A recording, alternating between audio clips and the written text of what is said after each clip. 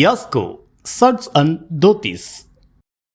பேரவைத் தலைவர் அவர்களே, முதலமைச்சர் அவர்களே, எதிர்க்கட்சி தலைவர் அவர்களே, சட்டமன்ற உறுப்பினர்களே, மதசார்பற்ற வெற்றி கூட்டணியினுடைய தலைவர் அண்ணன் ஸ்டாலின் அவர்களுக்கும், தேசிய முற்போக்கு திராவிட கழகத்தின் நிறுவன தலைவர் புரட்சி கலைஞர் கேப்டன் அவர்களை வணங்கி, இந்த வரலாற்று சிறப்பு மிக்க இந்த அவையிலே இன்றைக்கு மிக முக்கியமான நாளான இந்த நாளில் என்னுடைய உரையிலே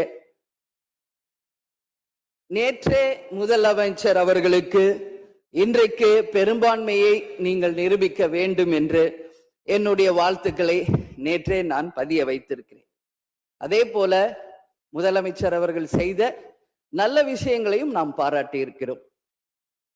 எதிர்கட்சிகளை எதிரி கட்சியாக நினைக்காமல் அனைவரையும் சந்தித்து அரசியலில் ஒரு மாண்பையும் மரபையும் நீங்க ஏற்படுத்தியிருக்கீங்க, வரவேற்கத்தக்கது. அதுபோல உங்களுடைய முதல் அறிவிப்பிலேயே சிங்கப்படை பெண்களை பாதுகாக்கவும், அதே போல மதுக்கடைகளை மூடுவோம் என்று சொன்னதும் மக்களால் வரவேற்கப்பட்டது. அந்த வகையில் முதலில் 717 மதுக்கடைகளை மூடியது ஒட்டுமொத்த தமிழக மக்களால் வரவேற்கப்பட்டது. கோவில்கள் மற்றும் பள்ளி வளாகங்கள் அருகில் இருந்த மதுக்கடைகளை முதல் முறையாக நம்ம ஃபர்ஸ்ட் ஸ்டெப்ல இன்னைக்கு மூடியிருக்கோம். அடுத்தது இன்றைக்கு மீனவர்களை பாதுகாக்க ஒரு அறிவிப்பு அரசாங்கத்தின் மூலம் வந்திருக்கிறது. அதையும் தேமுதிக வரவேற்கிறது.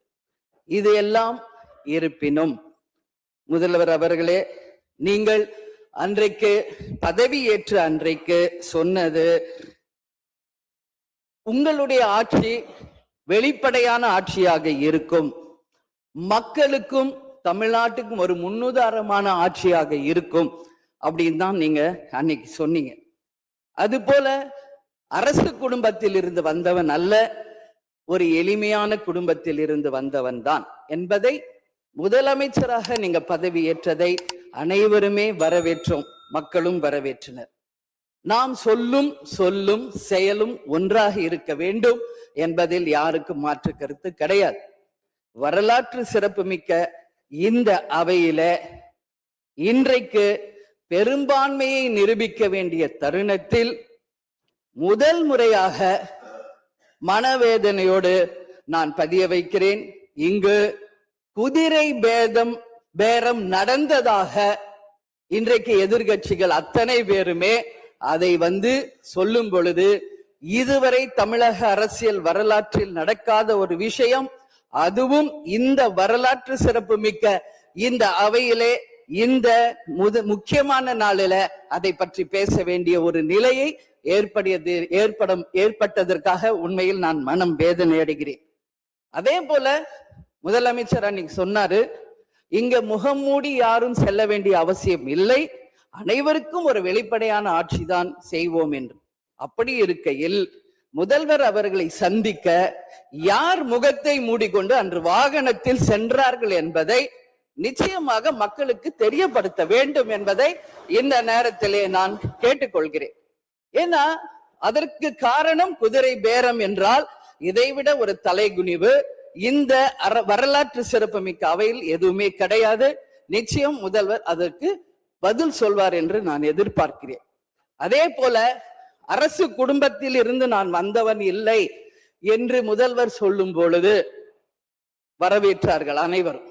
ஆனால் இன்றைக்கு அவருடைய ராஜகுருவாக இருப்பவரை மிஸ்டர் ரத்தன் பண்டிட் என்பவரை அரசியல் சிறப்பு அதிகாரியாக அரசு வேலையில் அமர்த்தியதை ஒட்டுமொத்த தமிழக மக்கள் சார்பாக வன்மையாக இந்த வரலாற்று சிறப்பு மிக்க அவையில் நான் அதை குறிப்பிட கடமைப்பட்டிருக்கிறேன்.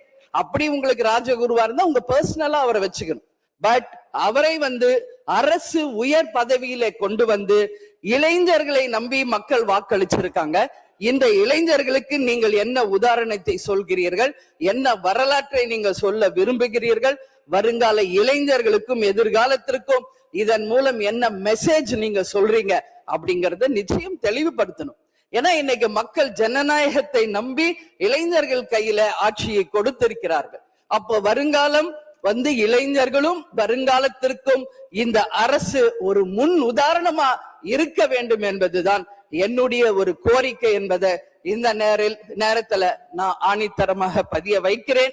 அது மட்டும் கிடையாது, இந்த ஆட்சி மக்களுக்கான ஒரு நேர்மையான ஆட்சியா இருக்கணும். ஜனநாயகத்தின் மீதும் மக்கள் மீதும் நம்பிக்கை கொண்டு மக்கள் தீர்ப்பே மகேசன் தீர்ப்பு என்று சொல்லக்கூடிய அளவு எதிர்காலத்தில் இந்த ஆட்சி நிச்சயமாக இளைஞர்களுக்கும் எதிர்காலத்திற்கும் நல்ல வகையில எடுத்துக்காட்டாக இருக்க வேண்டும் என்று கேட்டுக்கொண்டு, நான் சார்ந்த இயக்கமான தேசிய முற்போக்கு திராவிட கழகத்தின் சார்பாகவும் எங்கள் நிறுவன தலைவர் அன்பு தலைவர் கேப்டன் அவர்களை வணங்கி விடைபெறுகிறேன். நன்றி, வணக்கம். யாஸ்கோ சட்ஸ் அண்ட் தோத்திஸ். மின்னம்பலம்.com தமிழின் முதல் மொபைல் பத்திரிகை.